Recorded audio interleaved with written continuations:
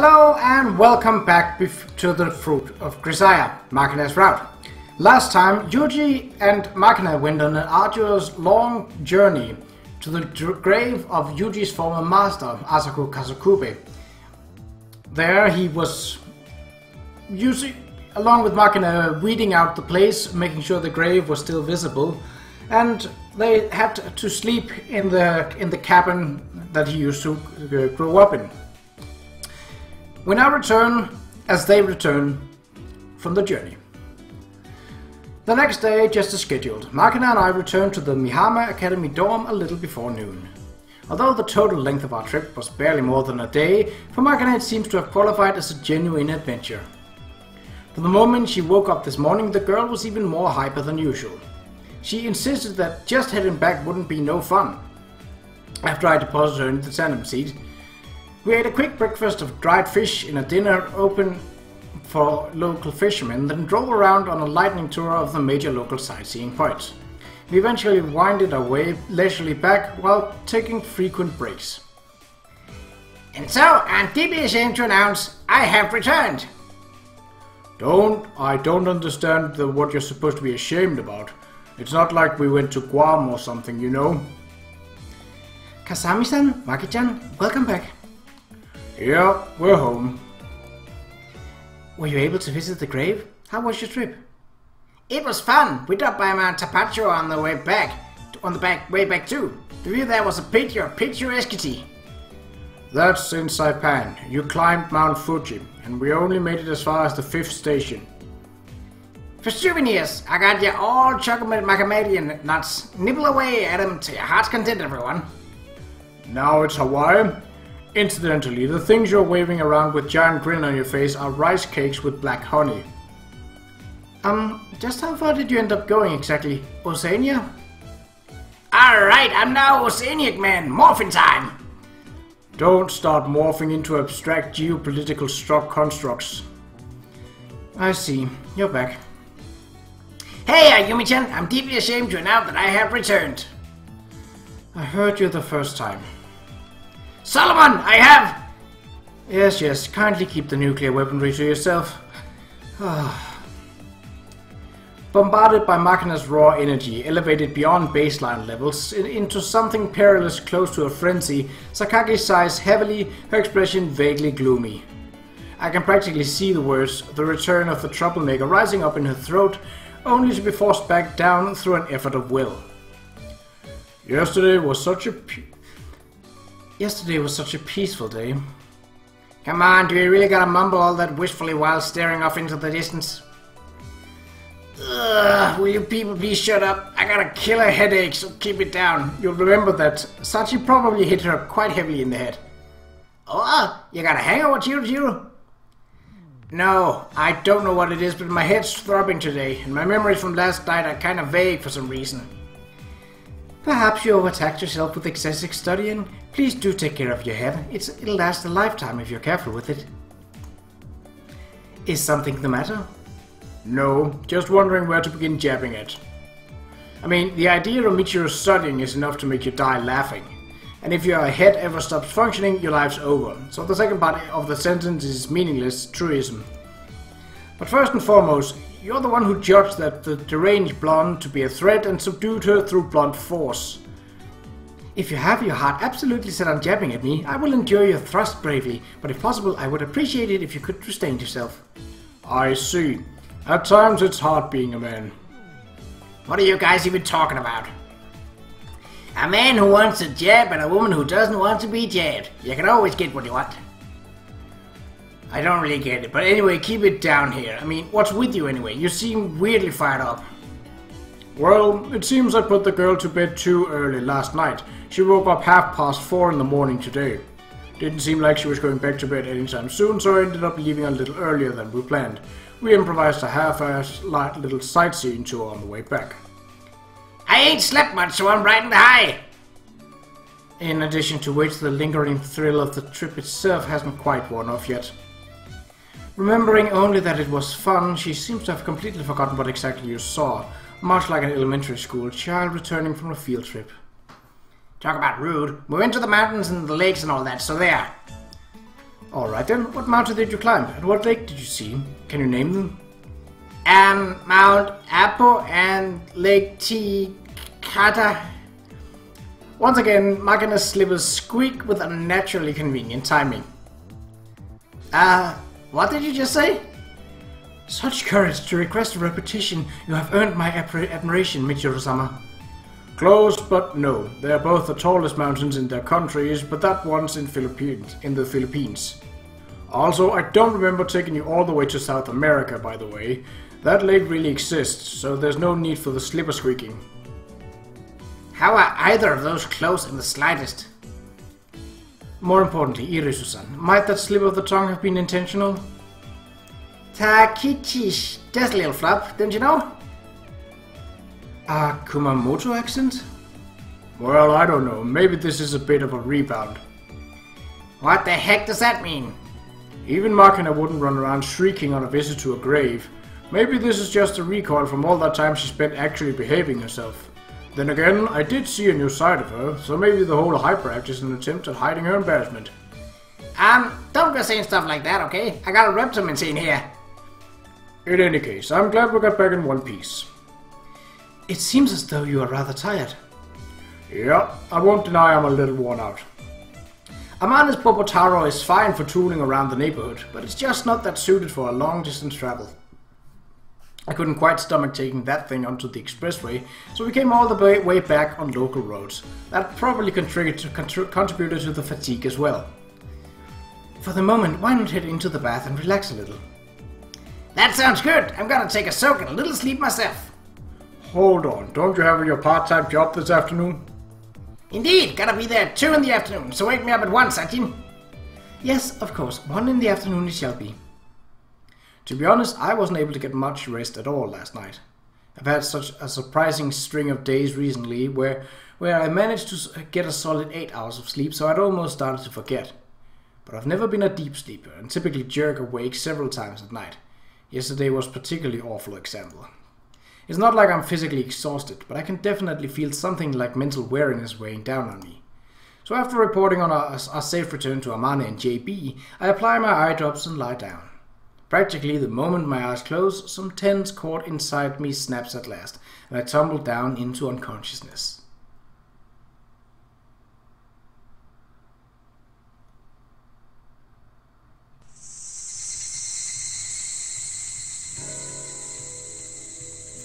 When I heard about the bombing, the sky outside had already grown pink. The cries of the cicadas were beginning to cool down the scorched earth.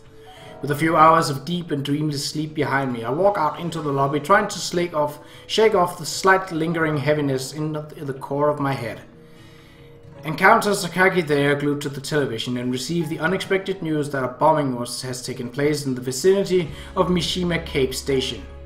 According to the news program she's watching, an automobile parked by the road in the shopping district abruptly exploded around 6 this evening. But that's not what I need to know right now.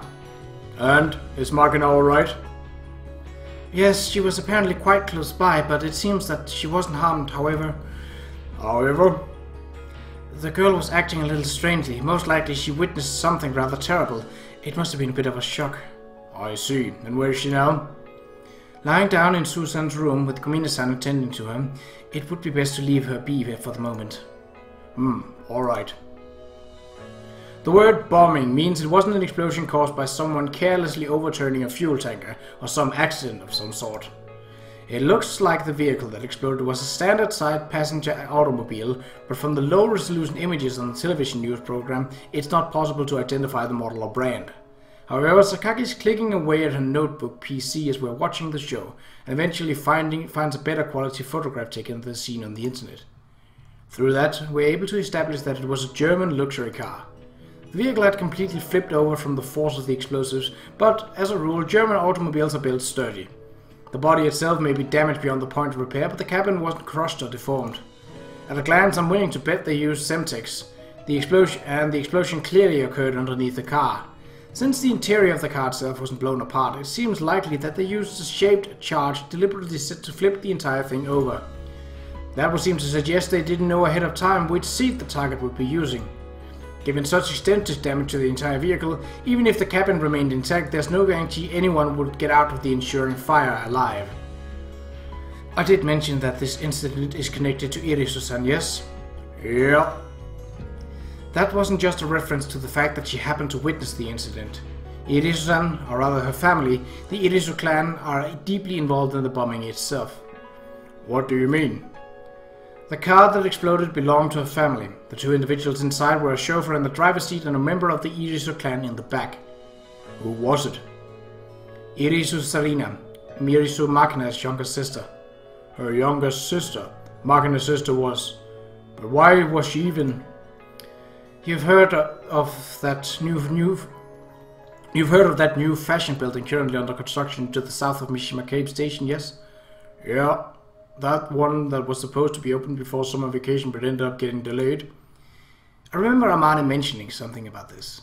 From what she told me, the place was going to be something like a mall focusing on high fashion. Numerous brands had signed on as tenants along with restaurants and a movie theater. In particular, there were some foreign boutiques that would be launching their first stores in Japan there, so its upcoming opening was apparently generating some real buzz. There was a lot going on behind the scenes with that delay, but I think it's safe to assume that nothing has to do with it. That has nothing to do with this incident.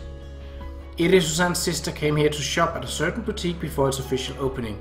She was apparently returning from that visit when the bombing occurred. Why do you know so much about this? Knowledgeable people are knowledgeable about everything. Tell me, are you familiar with set a thief to catch a thief? Well, I know what the phrase means.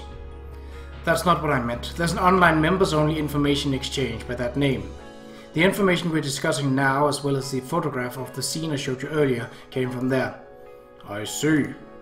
JB is registered on a similar site, actually.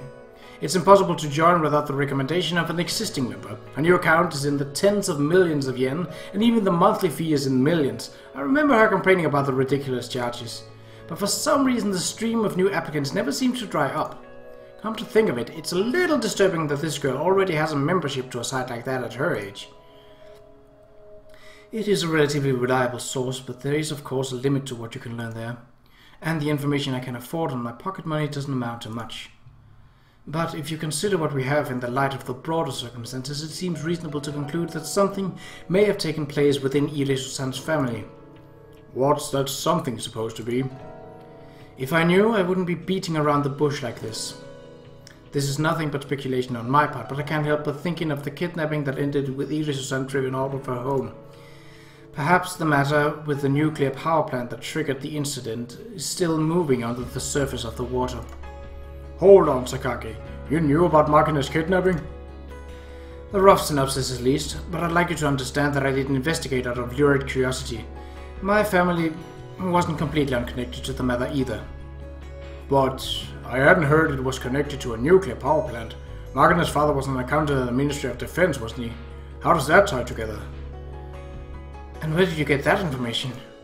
A superior at my part-time job. I think I can make a few rough guesses about the nature of this job of yours as well, but I suppose it would be best not to ask the particulars, yes? That'd be appreciated. Also, I'm nothing but a part-timer. Try to keep that in mind. Well, in any case, at the moment I suppose we should be worrying about what Irisu-san witnessed and how it concerns her. Let's leave the rest aside for now. There's a sickening swell of uneasiness rising in my chest. What the hell is this? What's going on? Maki-chan has finally fallen asleep. Is it alright to leave her alone? At the moment she's sleeping quite deeply and Michiro-sama is by her side. I don't believe there's any reason to be concerned. What exactly happened? Did she tell you anything?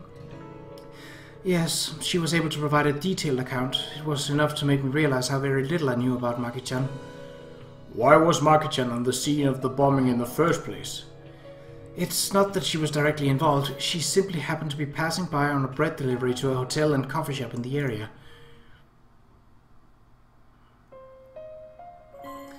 Makina was cheerfully humming her way down the street in front of the station, bags of fresh bread carefully cradled in her arms, when she noticed a shrill, irritable-sounding voice a little ways ahead of her. When she casually glanced up to find its source, Makina discovered that the voice belonged to a girl about her own age.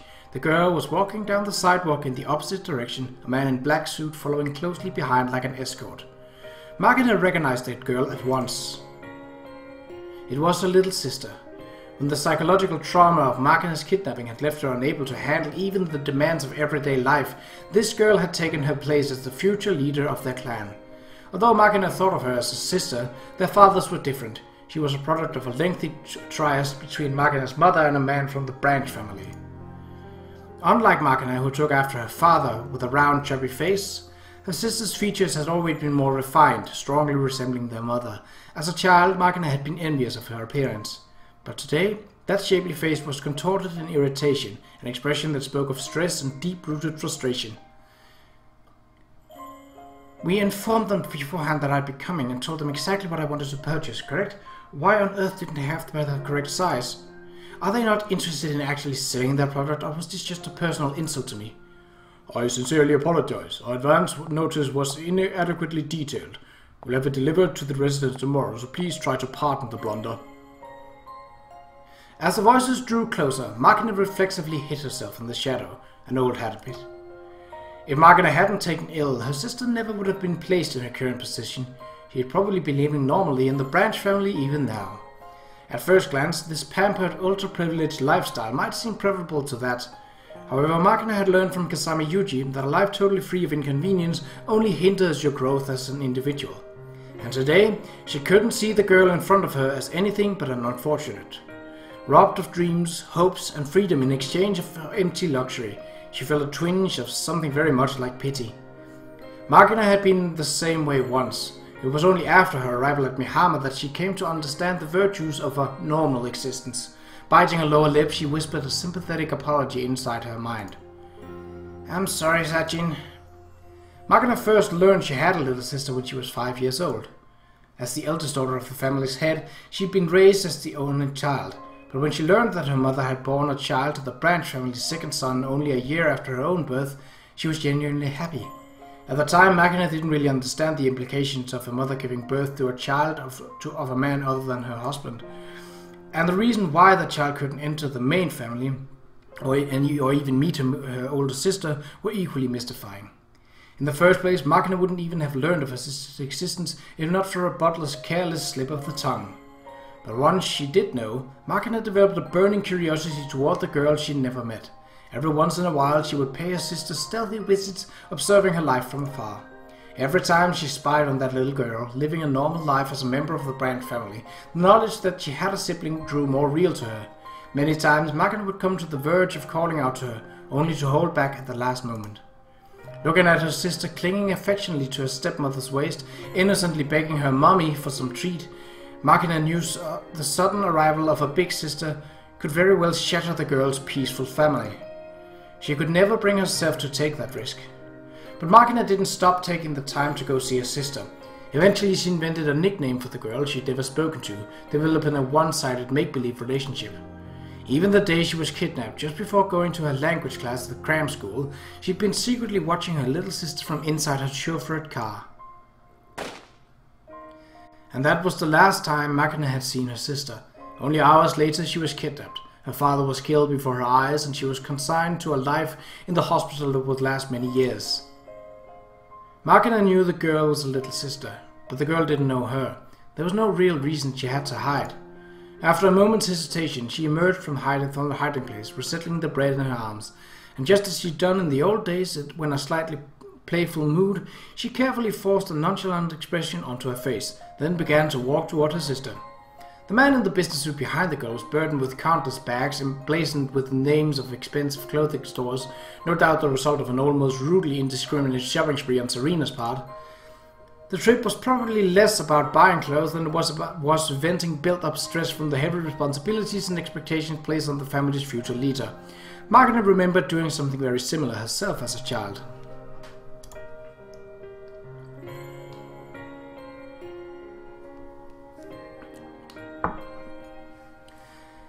Been a while, huh? As they walked past each other on the sidewalk, Makina offered her sister a silent greeting inside her mind. They had passed each other by like this numerous times before, although only Makina knew it. Every time it felt as though the words, "I'm your big sister," would slip out of her mouth. But they could never make it past the tip of her tongue, and today was no different. It just wasn't a possibility. Her sister's current position was founded on her absence. For another thing, Sarina had almost certainly been told she was dead. Even if it was permitted, Makina wouldn't know how to begin speaking to her, let alone what they could talk about. Makina glanced over her shoulder, catching a glimpse of her sister being helped into a sleek black car stopped by the side of the road. It was reassuring to see her sister being taken care of, but that thought reminded Makina that she herself no longer had a place in the house she was born into. She couldn't help feeling a slight prick of sadness. But today she had a hard-won family of her own, the students at Mihama. They'd given her things her real family never could. Feeling her heart grow lighter, Makina clutched the warm bread against her chest and drew a deep breath, drinking up the comforting scent of wheat. A small smile spread across her face. Once this delivery was over, the day's work would be done. She wanted to run home and see everyone, to give Amane a call in Tokyo. Buoyed by those thoughts, she took a step forward, and in that instant, Makina felt a flash of heat against the back of her body, almost like a burst of powerful sunlight. Before she could even flinch, a thunderous roar rattled her eardrums so harshly it caused her physical pain. A fraction of a second later, fine particles of something like sand swept violently past her, flying down the asphalt like waves. And as the burning wind crawled over her, she saw the light, dawny hair on her forearms smoldering. Ah! With a strangled half-scream, Makina squeezed her eyes shut just before the massive wave of heat knocked her down onto the sidewalk. For a moment she couldn't process what had just happened. Crumbled on the hard concrete, listening to the grit gliding across the asphalt, the answers came to her slowly and haltingly, as if filtered through the translation of a clumsy interpreter. An explosion?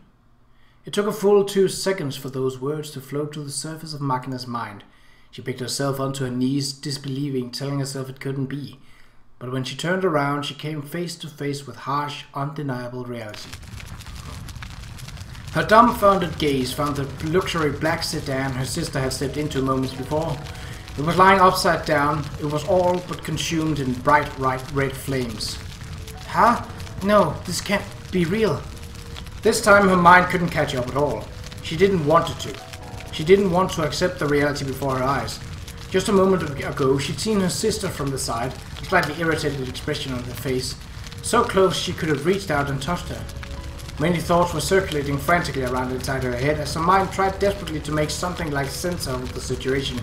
But it was all fragments, nonsense, noise. There were no answers she could accept. Somebody was yelling into her ear. She could understand that it was the voice of someone who had been worried about her, still sitting there glued to the ground. But she couldn't muster the focus to decipher their words, much less to respond to them. Makina didn't move an inch from that spot, until, at last, the voice said, "We need to get out of here," and firm hands pulled her to her feet. Thankfully, the owner of the nearby greengrocers brought Maki-chan back to the dormitory. Apparently, he tried to bring her to the hospital at first, but she resisted the idea so fiercely that he ended up taking her here. She's not physically injured, right? That's correct. There's a light burn on her right arm, but essentially it's just a patch of tender red skin. It should disappear quickly when cooled. However, the psychological damage is going to be more severe. So it would seem, yes. At times like these, I can't help but realize how powerless I really am. Sakage's words expressed my current feelings to the letter. I don't know what to do. I don't know how I'm supposed to talk to her. I don't even know what sort of expression I should have on my face when I go see her. Approach this the wrong way and I might well end up making things even worse. Thoughts like these rob us of the ability to even try. But I suppose there is one thing only I can do, small as it may be. It seems Irisu Makina was mixed up in some trouble, yes? You're in trouble with things as always. Where'd you hear about that? Are you familiar with Set a Thief to Catch a Thief? Yeah, I am. It's a membership-based information exchange where you sort of people gather, right? Something wrong? Why do you actually know that? Who told you? I really can't let my guard down around you for a minute. Anyway, how much information did you manage to gather over there? Not much more than what you're getting from the news sites and television programs, really.